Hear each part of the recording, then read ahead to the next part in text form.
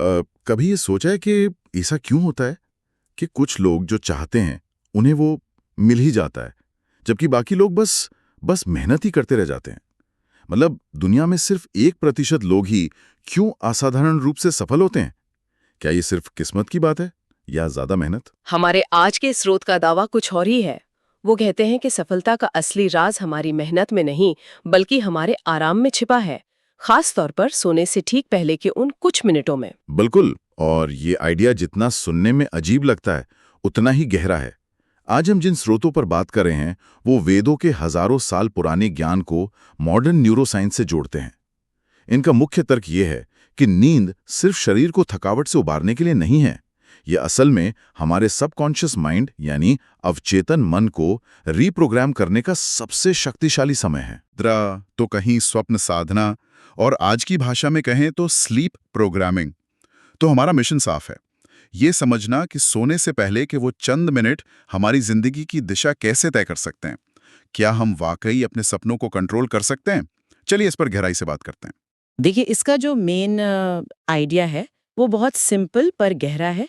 जब हम सोने वाले होते हैं तो हमारा चेतन मन यानी कॉन्शियस माइंड, जो दिन भर लॉजिक लगाता है, सवाल करता है, शक करता है, वो धीरे धीरे शांत होने लगता है।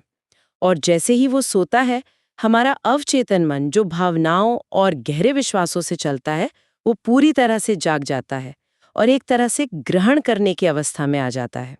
अच्छा, तो ये सारा खेल दिमाग की अलग-अलग अवस्थाओं का है ना? स्रोत में जिक्र है कि जब हम दिन में जागे होते हैं, तो हमारा दिमाग बीटा स्टेट में होता है। मतलब पूरी तरह एक्टिव, फोकस्ड, कभी-कभी थोड़ा चिंतित भी। सही कहा। और जैसे जैसे हमें नींद आने लगती है, हम अल्फा स्टेट में जाते हैं। ये वो शांत, आरामदायक अवस्था है जब आप कोई किताब पढ़ रहे होते हैं या बस ख्यालों में खोए होते हैं। इसके बाद आती है थीटा स्टेट, जो गहरी मेडिटेशन या सपने की शुरुआत वाली अवस्था है। स्रोत कहता है कि ये अल्फा और थीटा के बीच का जो समय है, जिसे वैज्ञानिक हिप्नोगॉजिक स्टेट कहते हैं, यही वो जादुई खिड़की है। हिप्नोगॉजिक स्टेट? ये सुनने में तो बड़ा टेक्निकल लगता है।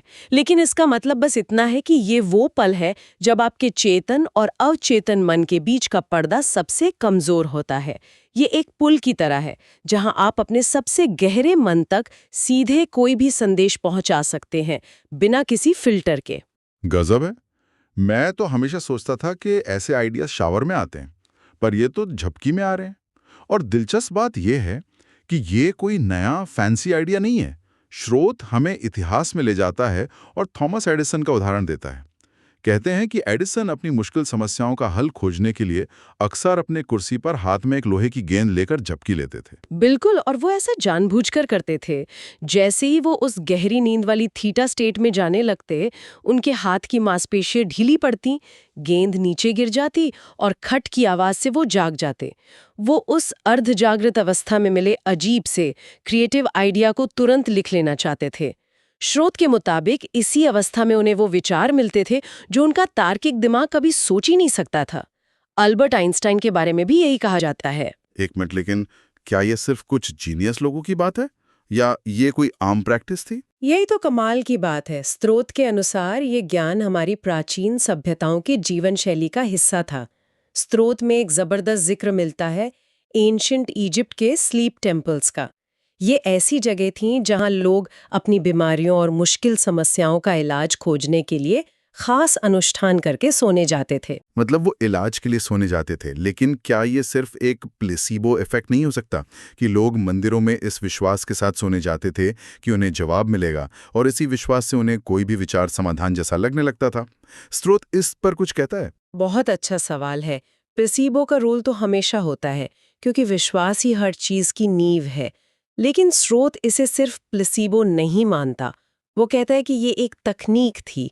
प्राचीन ग्रीक दर्शन में भी इसे इंक्यूबेशन कहा जाता था, जहां लोग मंदिरों में जाकर अपने सवालों के जवाब पाने के लिए सोते थे।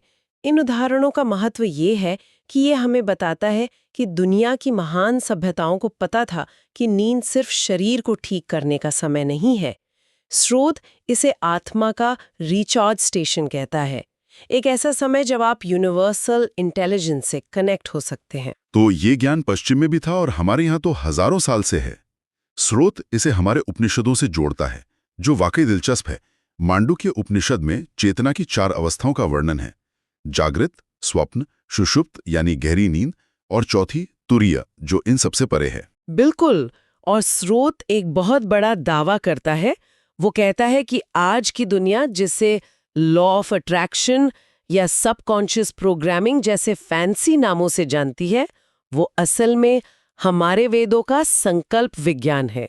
ये कोई नई खोज नहीं है, बल्कि एक भूला हुआ प्राचीन ज्ञान है जिसे हम फिर से खोज रहे हैं। संकल्प विज्ञान, ये विचार बहुत शक्तिशाली है।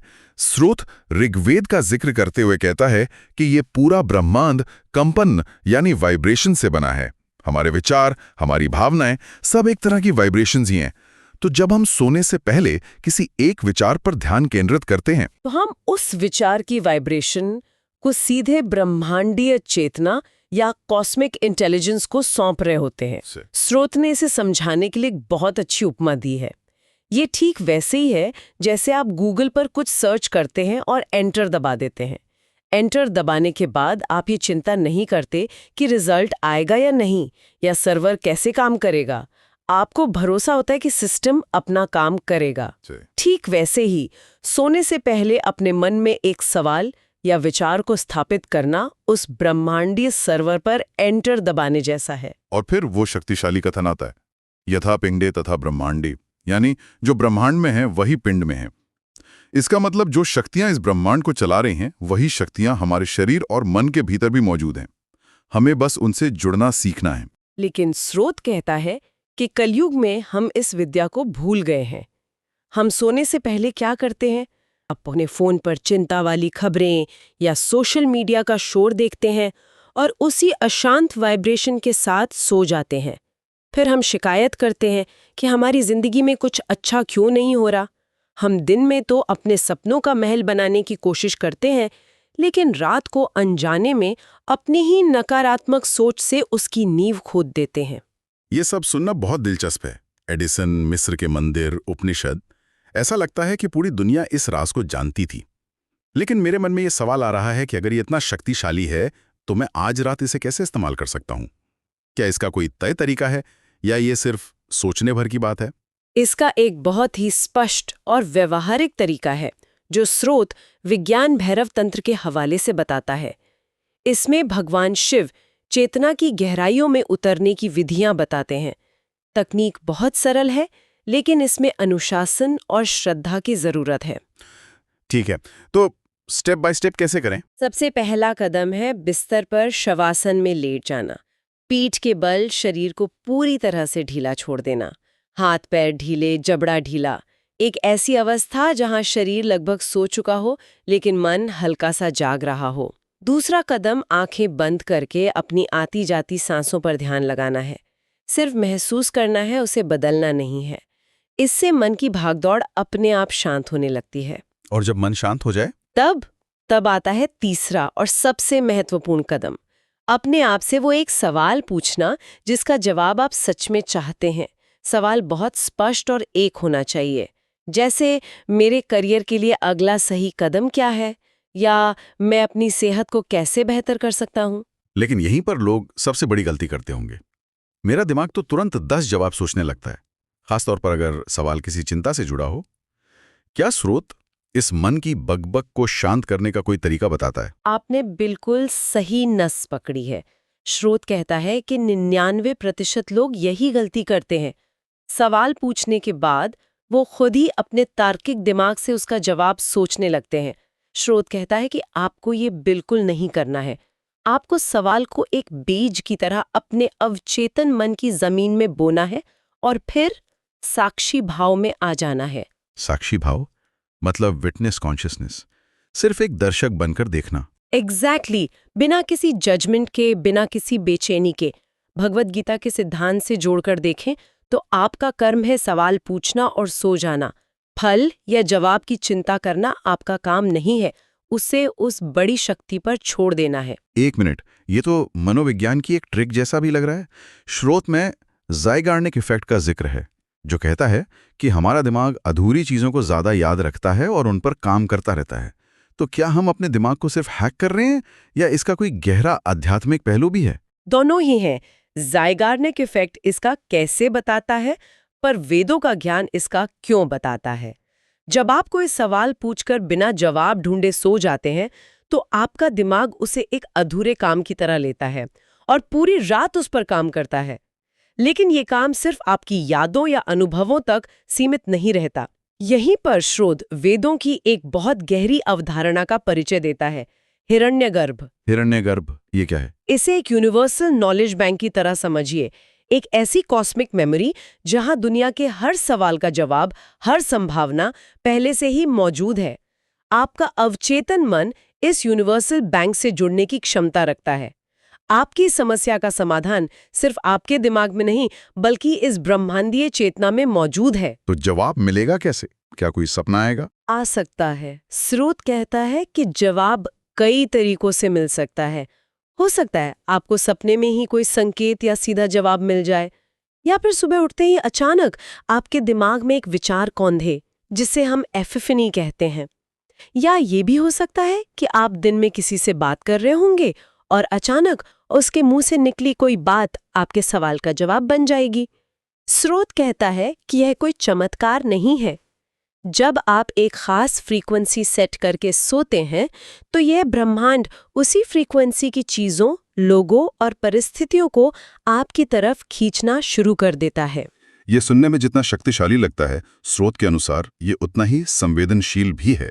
मतलब अगर शक या डर के साथ सवाल पूछेंगे तो शायद कुछ नहीं होगा, या शायद उल्टा हो जाएगा। बिल्कुल, यहीं पर भाव यानी आपकी भावना का महत्व सामने आता है। स्रोत उपनिषदों का एक कथन उद्धृत करता है, भावो ही विद्यते देवः, यानी भावना में ही देवता का वास है। आपका भाव ही वो सिग्नल है जो आप यूनिवर्स को भेज रहे हैं। अगर आपकी भावना में शक है, तो आप एक कंफ्यूज सिग्नल भेज रहे हैं। तो सही भाव क्या है? स्रोत एक बच्चे और माँ की उपमा देता है। आपको ऐसे पूछना है जैसे एक छोटा बच्चा अपनी माँ से कुछ मांगता है। उसे पूरा भरोसा होता है कि माँ जो भी देगी वो उसके लिए सही होगा। इस गहरे भरोसे को ही श्रद्धा कहा गया है। ये अंधविश्वास नहीं है, ये एक गहरी समझ है कि एक बड़ी शक्ति है जो आपका ध्यान रख रही है। और स्रोत में एक बात पे बहुत जोर दिया गया है कि सोने से पहले का जो इमोशन होता है वो पूरी रात हमारे नर्वस सिस्टम में एक लूप की तरह चलता रहता है। ये बात मुझे बहुत गहरी लगी। ये सबसे जरूरी बात है। अगर आप चिंता करते हुए सोएंगे तो आप अनजाने में 8 घंटे तक चिंता करने की न्यूरल पाथवे को मजबूत कर रहे हैं। आप चिंता का अभ्यास कर रहे हैं। और अगर आप समाधान की उम्मीद और विश्वास के साथ सोएंगे तो आप 8 घंटे सफलता और शांति का अभ्यास कर रहे हैं। चुनाव पूरी तरह से हमारा है।